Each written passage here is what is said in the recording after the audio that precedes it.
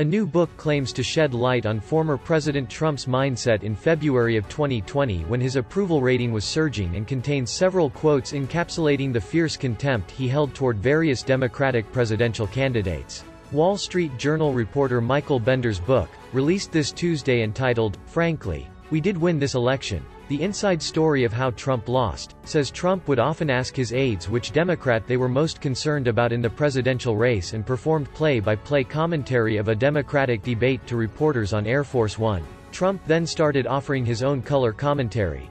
"Bloomberg was smart, but not quick," Bender wrote, describing a scene where Trump asked reporters to join him on the plane to watch the debate on the way from Phoenix to Las Vegas. "Biden had an awful facelift. Bernie was sharp, and Warren was nasty but a good debater." Bender continued, but the climax for Trump was Bloomberg melting down when rivals, led by Warren, skewered him over his history of sexual harassment allegations and past support for stop-and-frisk policing.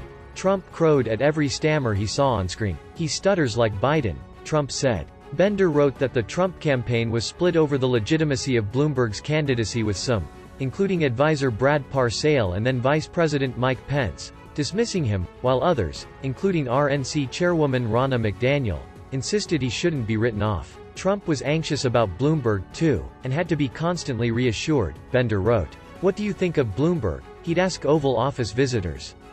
"Who are you most worried about?"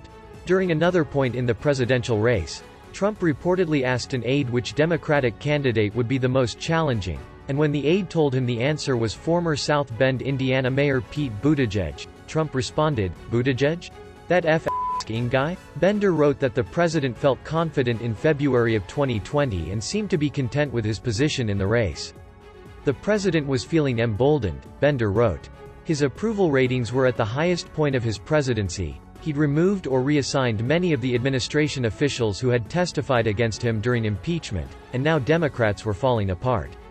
Trump reportedly told reporters as they walked away from Air Force One after watching the debate, "I'm the president, and I'm going to stay the president. And you're finally starting to realize that."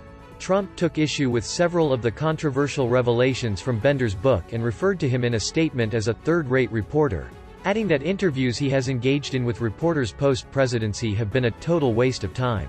Bender responded to Trump's criticism on social media and said he stands by his reporting.